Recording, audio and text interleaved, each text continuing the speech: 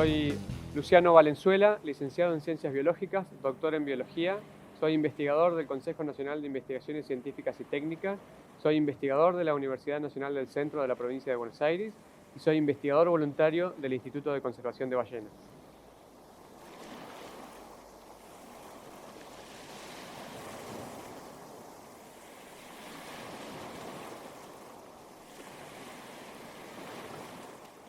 Sí, la realidad es que está todo conectado, digamos. Todo lo que pasa en el mar afecta a la Tierra y todo lo que pasa en la Tierra o en el continente afecta al mar. Sí, el mar es el regulador climático por excelencia. Nosotros vivimos sequías o vivimos inundaciones en gran medida por los efectos que tiene el mar controlando el clima del planeta. Los efectos que esta actividad pueda producirse, a ver, parecería lejano, pero los efectos que esta actividad pueda tener sobre las especies del mar va a afectar, por ejemplo, la regulación del carbono, ¿sí? o cuánto dióxido de carbono va a poder ser atrapado en el océano, que es hoy en día el principal temor que tenemos a nivel mundial, ¿no? El cambio climático. Un ejemplo, ¿sí? Lo que se llama la bomba de carbono, es decir, que el dióxido de carbono atmosférico sea tomado por el mar y no exista un calentamiento global aún mucho más acelerado.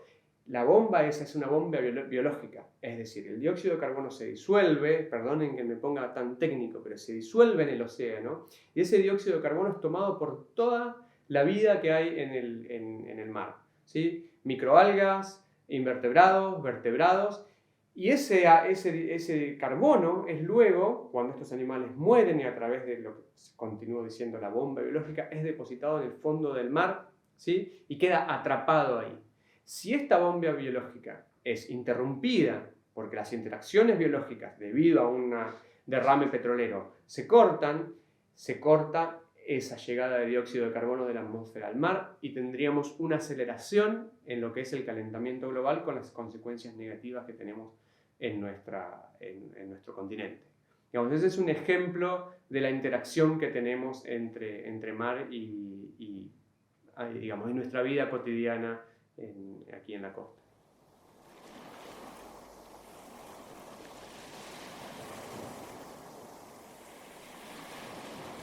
La verdad que no creo que sería certero. Digamos, el impacto siempre existe, nunca va a ser nulo. ¿Sí? El impacto bajo se puede pensar si todo fuera de maravillas y no hubiese animales en cientos o miles de kilómetros alrededor de lo que es la exploración sísmica. ¿Y por qué hablo de cientos o miles de kilómetros? Porque para algunos animales, particularmente los mamíferos marinos, los efectos se sienten a esa distancia. El sonido que van a producir estas exploraciones sísmicas, estos bombardeos, viaja de manera extremadamente rápida por el agua y en algunos casos puede inclusive rebotar y amplificarse y cambiar sus comportamientos digamos, a largas distancias. Está demostrado en otras partes del mundo que animales que están a 100 o 200 kilómetros de distancia cambian su comportamiento cuando estas exploraciones sísmicas están siendo usadas. Y son comportamientos que no es momentáneo, es decir, el animal se asustó y después volvió a la normalidad. No, por ejemplo, ballenas azules, ballenas jorobadas, dejan de alimentarse en esos sitios y no vuelven a alimentarse luego de semanas de haber sufrido digamos, este efecto que estuvo a 100 o 200 kilómetros de distancia.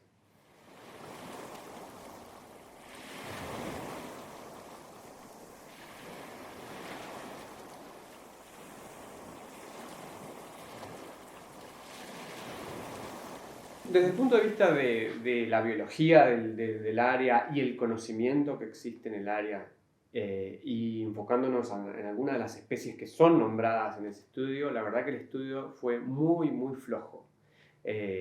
Digamos, no citaban o no traían dentro del estudio investigaciones muy importantes ya existentes, como por ejemplo la que decíamos de que esta es un área de alimentación de la ballena franca austral y otras tantas, pingüinos y lobos marinos, cosas que ya se saben. Faltó muchísima información sobre las interacciones biológicas, ¿sí? Decir que alguna especie por ahí va a reducir su abundancia pero no se va a extinguir, parece algo que no tiene tanta importancia, que no tiene tanto impacto, pero la reducción de una población, ¿sí?, en una temporada del año puede tener un efecto cascada catastrófico en el ecosistema, porque puede llegar a ser que sea la temporada de reproducción de otra especie que dependa simplemente durante la alimentación de un mes.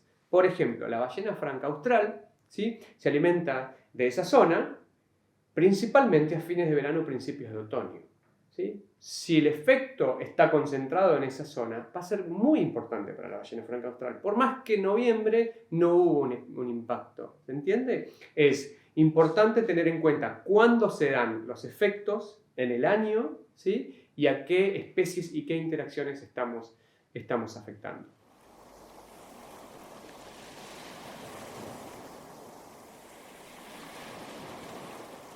Sí, digamos, los efectos de esta actividad pueden ser innumerables, ¿sí?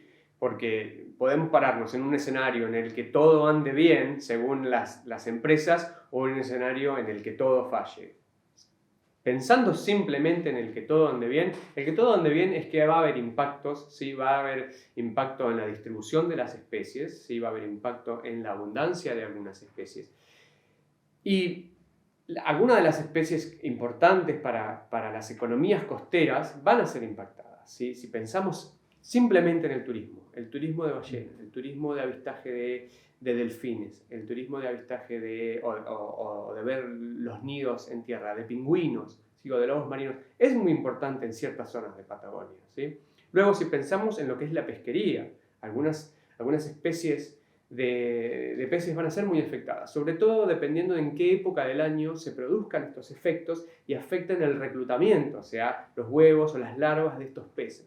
Entonces, el efecto sobre las economías costeras, si lo pensamos simplemente con el símbolo pesos adelante nuestro, como se manejan estas empresas, puede ser muy grave, ¿sí?, en todas las economías costeras. Pero esto va más allá. Si pensamos en un escenario donde puede llegar a haber grandes derrames, ¿sí?, un efecto sobre la costa no solamente va a afectar la economía de esas ciudades costeras, sino también todo lo que es tierra adentro, el turismo que viene a visitarla, ¿sí?, digamos. También lo que podrían llegar a ser los ciclos de los nutrientes. Podríamos hablar un poco sobre lo que es el efecto del derrame sobre el territorio, pero digamos, un efecto de derrame muy grande puede inclusive afectar lo que es el ciclo de nutrientes, lo que son las corrientes a nivel local y costero, ¿sí? Digamos, los efectos pueden ser múltiples y a distintas escalas.